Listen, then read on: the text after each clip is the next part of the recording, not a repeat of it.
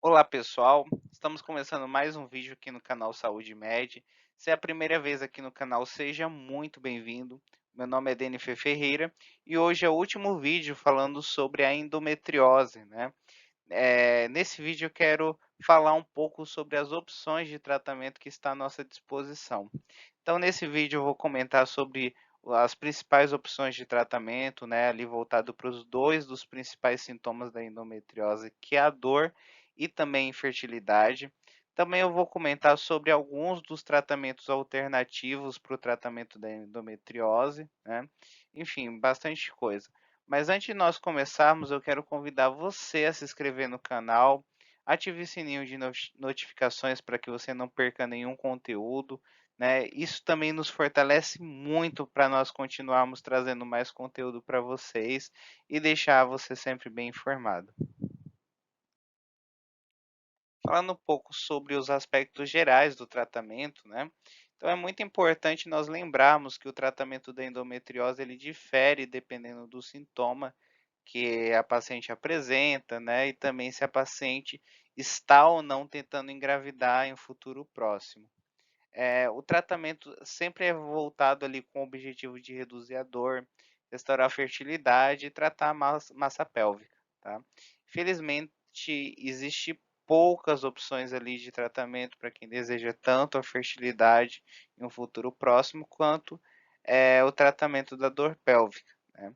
E aí, nesses casos, a gente pode até decidir ali, né, em parceria ali com a paciente, né, de priorizar de repente a fertilidade, porque às vezes a gravidez ela pode ser benéfica para aliviar temporariamente a dor associada à endometriose.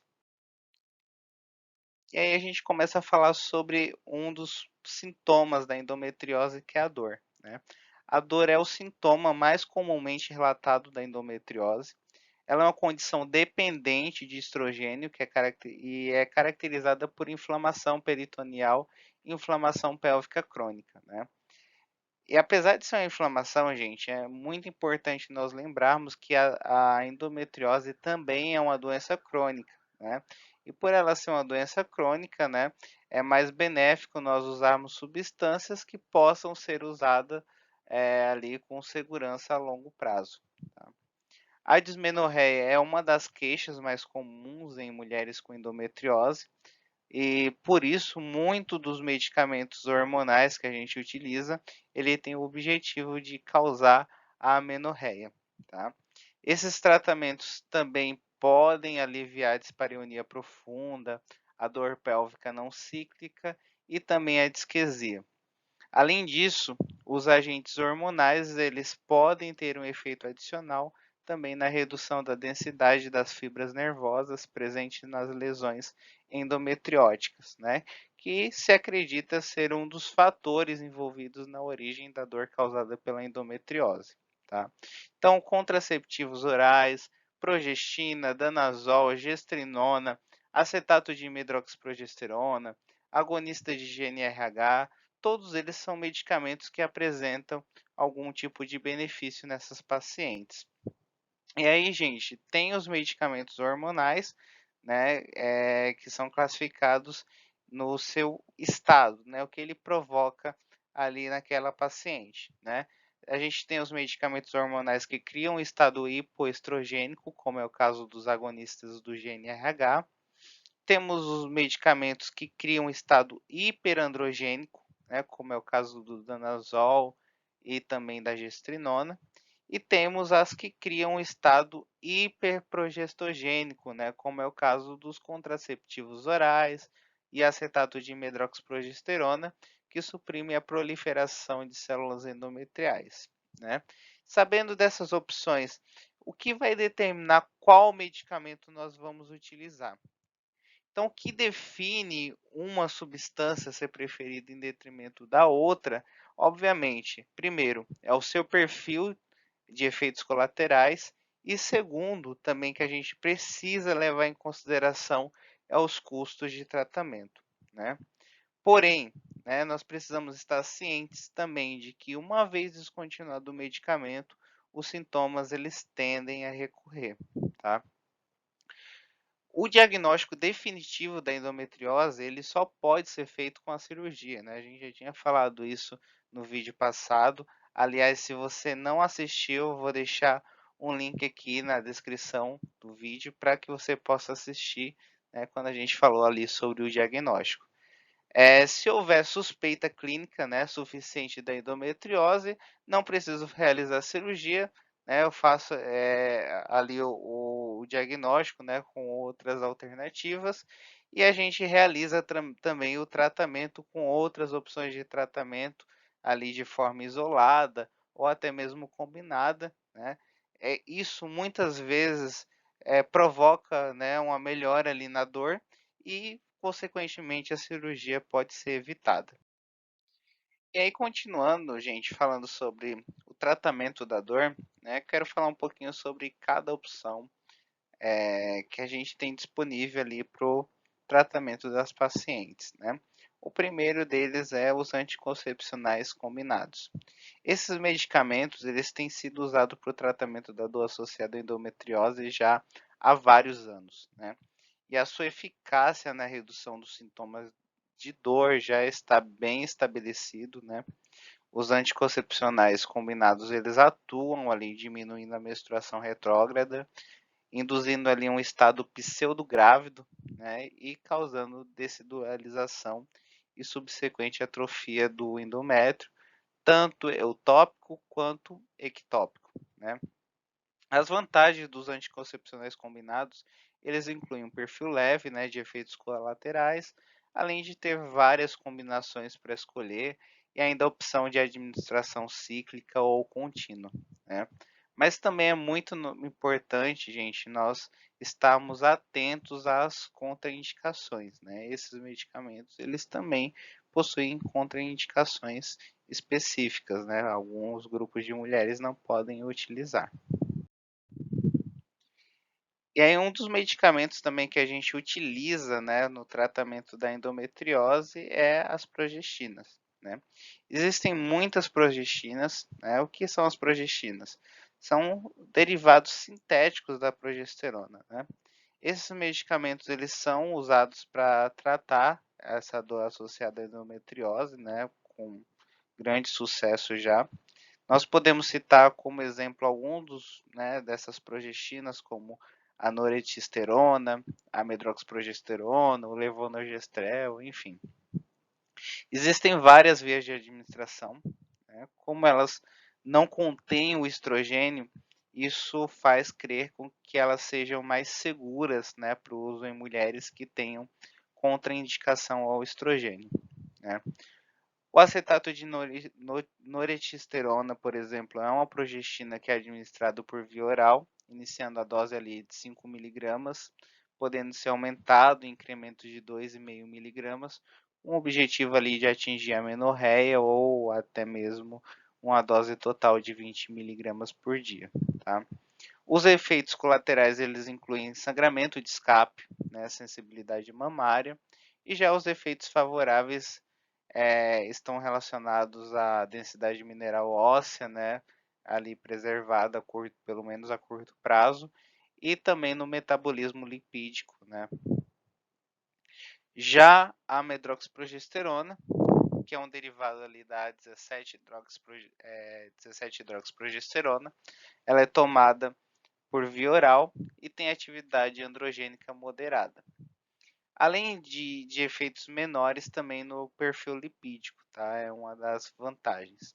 A dose ela pode variar de 15 a 50 miligramas por dia e já os efeitos colaterais podem incluir sangramento de escape, depressão e ou ansiedade, né?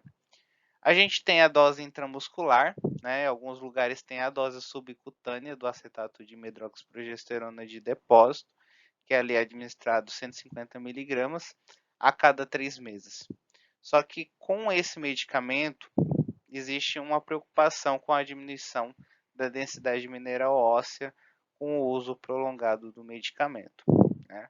Porém, estudos eles têm mostrado que após a suspensão dessa medicação, o perfil de densidade mineral óssea ele melhora, tá? Então,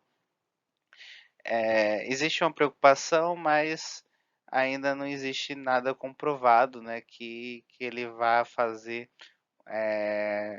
trazer grandes problemas em relação a essa densidade mineral óssea a longo prazo, tá?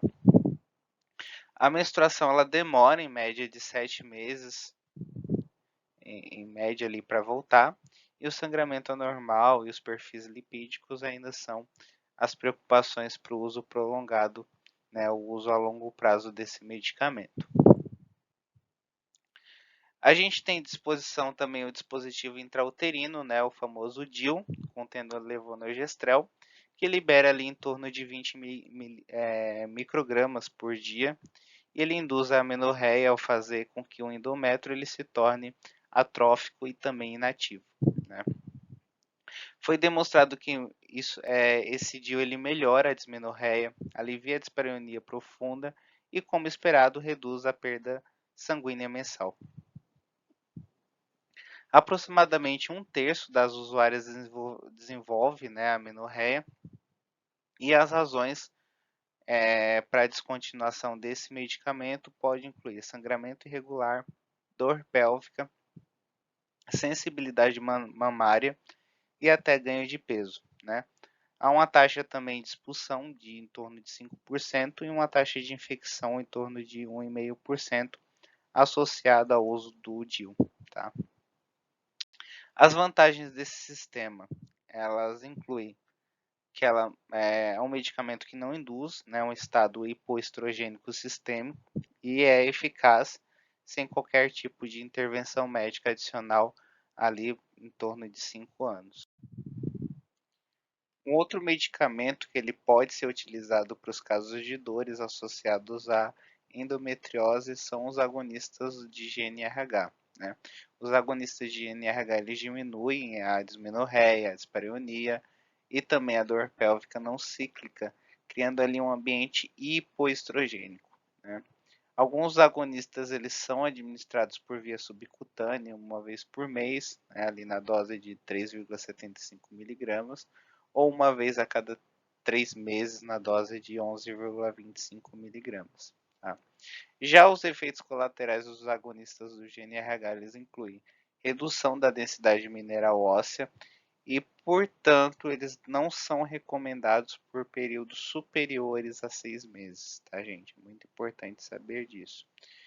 Outros efeitos colaterais, eles incluem ondas de calor, labilidade emocional, secura vaginal, insônia e também a perda da libido, tá? E aí a gente, com a utilização dos agonistas de NRH, a gente coloca também, inclui a terapia conhecida como a terapia ADBAC, né, que é uma combinação de baixa dose de estrogênio ou progestina, né? Eles podem ser introduzidos para prevenir a perda de densidade mineral óssea e controlar os outros efeitos colaterais resultante do ambiente hipoestrogênico, né, enquanto o medicamento continua a controlar os sintomas da endometriose.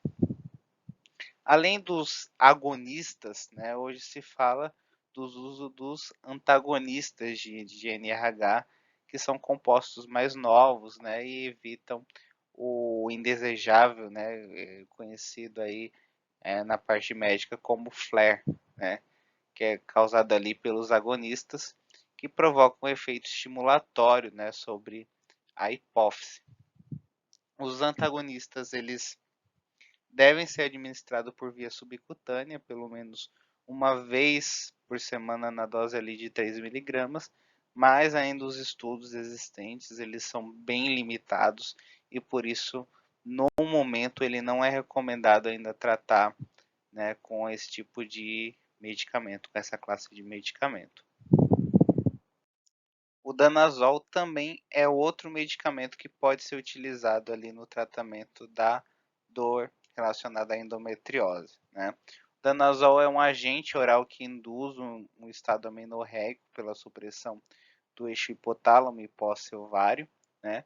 E ele é caracterizado por hiperandrogenemia e hipoestrogenemia, né?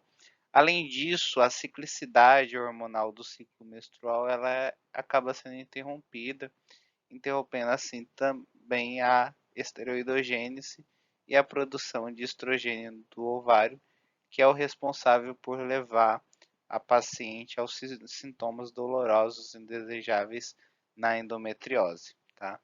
Mas o uso desse medicamento ele está perdendo popularidade, né, por causa dos efeitos colaterais indesejáveis, como ganho de peso, retenção de líquidos, atrofia mamária, acne, pele oleosa, fogachos, hirsutismo, alterações desfavoráveis no perfil lipídico, enfim, é uma série de efeitos colaterais que acabam, né, não compensando algumas vezes a utilização do medicamento.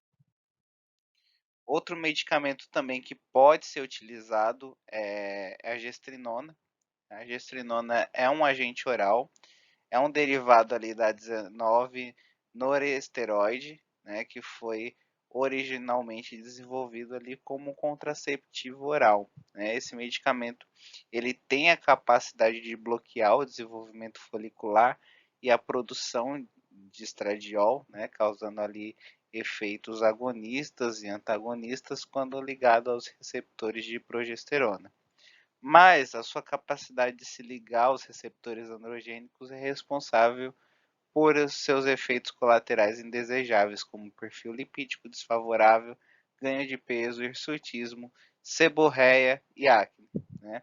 E assim como o danazol, esse medicamento também não é utilizado com grande frequência. E aí a gente tem também os inibidores da aromatase, né?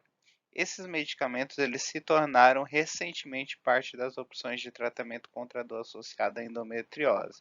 Mas para a gente entender como funciona esse medicamento, né, a gente precisa entender qual que é a função da aromatase, né? A aromatase é a enzima responsável pela conversão de andrógenos em estrógenos, né? Sendo normalmente expressa ali nas células da granulosa, nos fibroblastos da pele, adipócitos e sinciotrofoblastos. Um fato curioso é que, embora o fator esteroidogênico 1 seja encontrado no tecido endometriótico, ele não é encontrado no endométrio eutópico, né?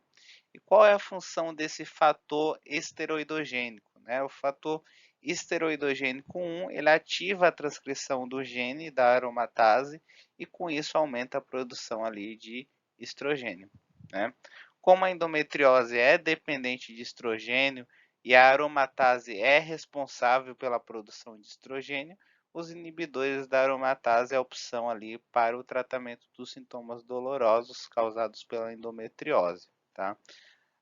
O tratamento combinado é recomendado no tratamento da endometriose em mulheres na pré-menopausa, né, devido às suas propriedades estimuladoras ovarianas nessa população e também para prevenir a gravidez.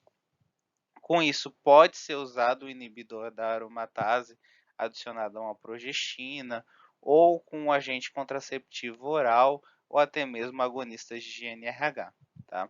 Os inibidores da aromatase ele tem um perfil tolerável, né, de efeitos colaterais e eles não reduzem a densidade mineral óssea, né, o que é muito bom. E aí a gente tem também os inibidores da prostaglandina, né? Historicamente tem havido um papel bem estabelecido ali para os inibidores de prostaglandina, né? Como por exemplo o ibuprofeno, ali no tratamento da dor associada à endometriose, tá? Os inibidores das prostaglandinas são relativamente seguros, né? Ele tem um perfil tolerável de efeitos colaterais e geralmente pode ser tomados a longo prazo pela maioria das pacientes, né? Por isso eles continuam a fazer parte do tratamento ali de primeira escolha, de primeira linha para o tratamento da endometriose associada à dor, né?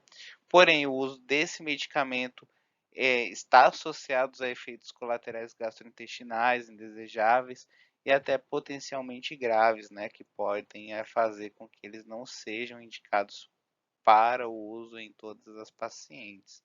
Como eu falei nos vídeos anteriores, a endometriose ela está associada a uma cascata inflamatória peritoneal e pélvica, né, e por isso os compostos anti-inflamatórios podem aliviar a dor associada à endometriose, tá? Existem outras terapias alternativas, além de todas que nós falamos aqui, né, que tem como alvo as etapas moleculares envolvidas na patogênese da endometriose, né? A gente pode citar, por exemplo, medicamentos que aumentam a imunidade mediada por células, medicamentos que neutralizam o fator de necrose tumoral alfa, medicamentos anti-angiogênicos, inibidores da metaloproteinase, né? Enfim, medicamentos hipocolesterolêmicos, né? Moduladores seletivos de progesterona, enfim, tem vários medicamentos por aí. Então, a partir das evidências, né, que estão disponíveis, fica evidente de que o tratamento clínico medicamentoso é eficaz ali para o tratamento da dor pélvica associada à endometriose, né? Aqui na tela nós temos um algoritmo que nos auxilia para realizar o manejo das pacientes com dores causadas pela endometriose, né? Lembrando vocês que é, a gente tem esse algoritmo, né? Existe um protocolo, todo um protocolo, mas sempre a análise do medicamento, né? Ou qual caminho seguir, vai ser feita de forma individualizada ali numa consulta pessoal ali entre o médico, paciente e outros profissionais de saúde, tá? Então, nunca utilize medicamentos sem orientação médica e do farmacêutico. De forma geral, gente, seguindo o protocolo que é estabelecido, né? Um medicamento anti-inflamatório não esteroidal, né, isolado, ou em combinação com um medicamento contraceptivo oral, né, ou até mesmo um derivado de progestina, ele deve ali ser considerado como o tratamento de primeira escolha, né, de primeira linha que a gente chama.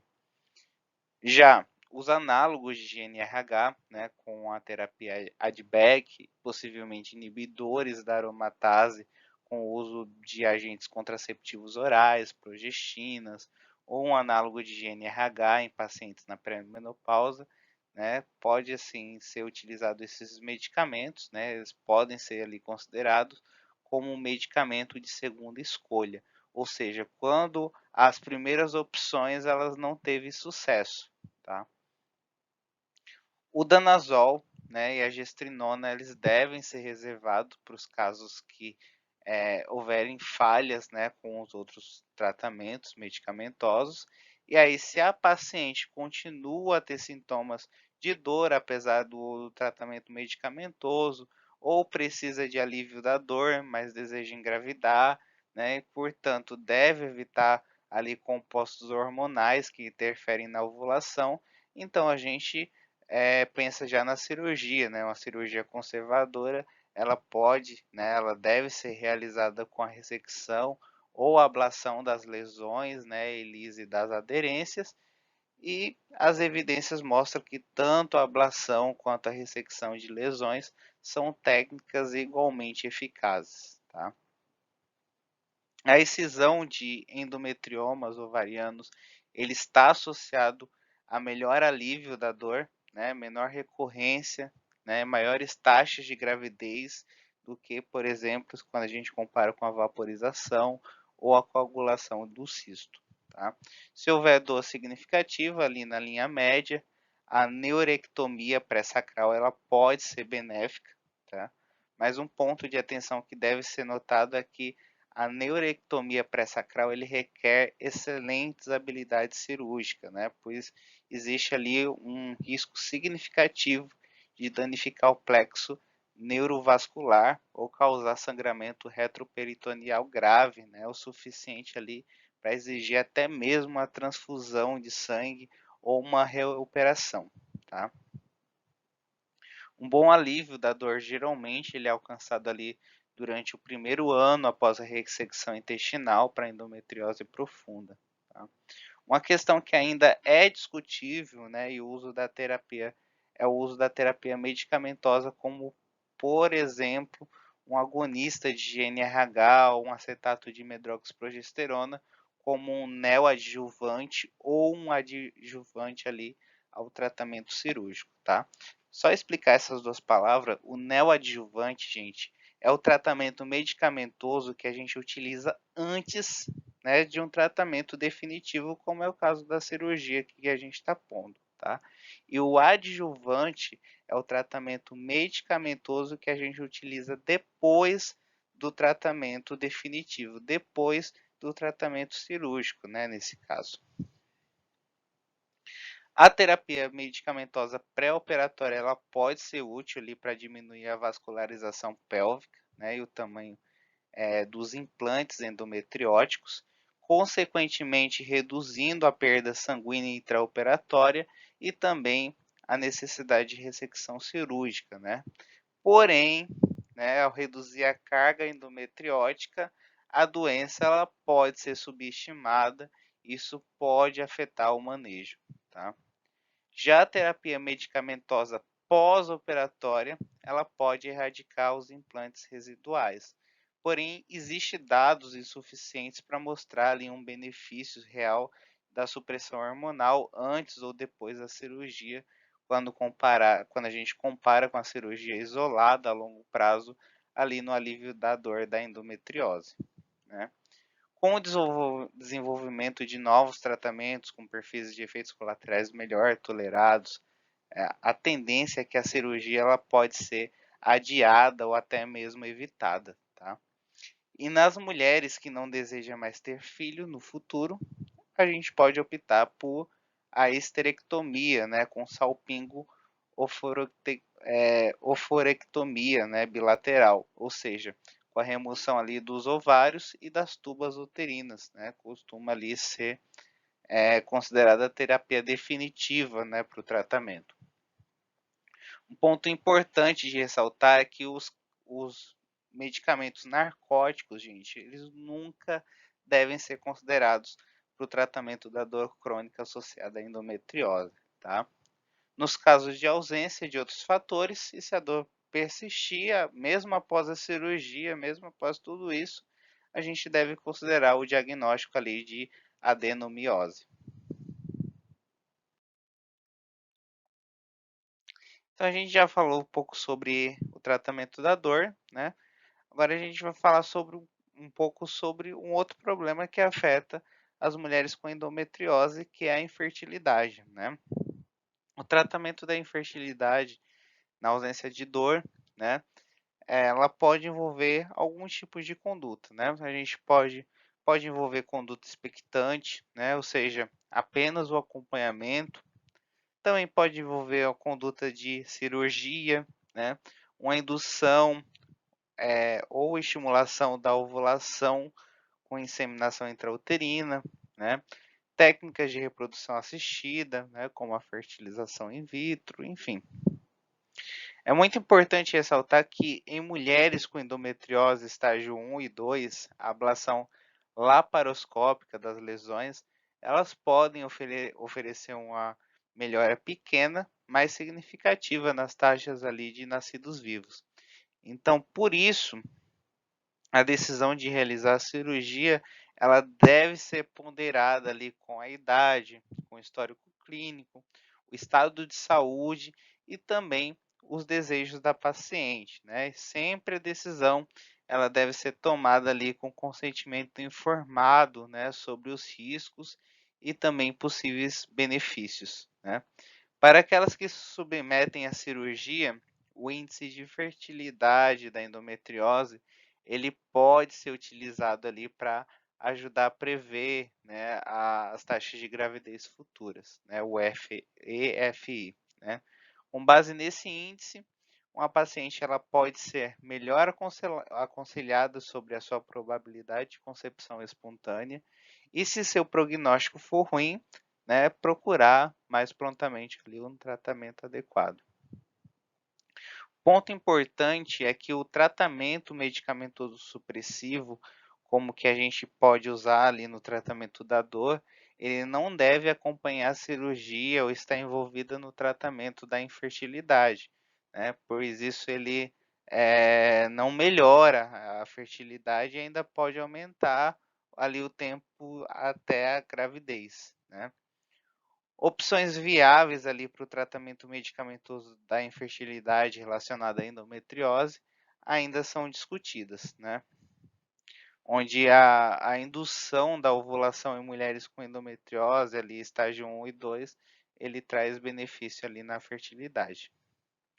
Dessa forma, nós podemos concluir que tanto a indução da ovulação, mais a inseminação intrauterina, quanto a tecnologia de reprodução assistida tem lugar ali no tratamento de mulheres com infertilidade associada à endometriose, né?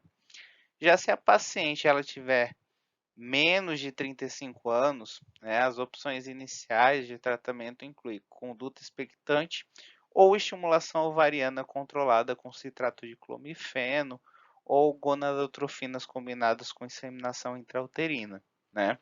Já nas mulheres com mais de 35 anos, né, devido ali à diminuição da fecundidade, né, associada à idade, a estimulação ovariana controlada combinada com inseminação intrauterina ou fertilização in vitro são tratamentos que podem ser pensados sim. Tá? E aí nas mulheres com endometriose estágio 3 e 4, né? A cirurgia provavelmente ela será benéfica e é recomendada ali pelo Comitê de Prática da Sociedade Americana de Medicina Reprodutiva, né? Mas ainda não há ensaios clínicos randomizados ali para documentar realmente a eficácia, tá? Mas eles são recomendados. A doença em estágio avançado é frequentemente associada ali a um histórico cirúrgico complexo, né, que combinado ali com a extensa quantidade de doença, ela torna a operação difícil, às vezes exigindo técnicas laparoscópicas avançadas ou até mesmo a laparotomia, né? E essas cirurgias de maior acuidade, consequentemente, aumenta o risco de complicações graves, né? Então, em situações em que a cirurgia inicial ela falha em restaurar a fertilidade, a fertilização in vitro, em vez de outra operação ali para infertilidade, provavelmente, né, pelo menos na minha opinião, na opinião de alguns especialistas, é uma opção melhor, né? Se a cirurgia ela for realizada, o tratamento subsequente para a infertilidade deve ser a estimulação ovariana controlada ali com gonadotrofinas e também inseminação intrauterina ou fertilização in vitro, tá? Principalmente em mulheres ali em idade reprodutiva avançada. Já se o plano é ir diretamente para a fertilização in vitro, a cirurgia ela pode nem mostrar nenhum benefício, né? Porque o pequeno benefício possível proporcionado ali pela cirurgia é muito ofuscado ali pelos benefícios da fertilização in vitro, né? E aí às vezes pode surgir uma pergunta: os endometriomas, eles devem ser removidos antes da fertilização in vitro? Bem, a cirurgia para endometriomas ela deve ser realizada para aliviar a dor e também para confirmar o diagnóstico nas situações em que ela não pode ser diagnosticada por outros meios, tá?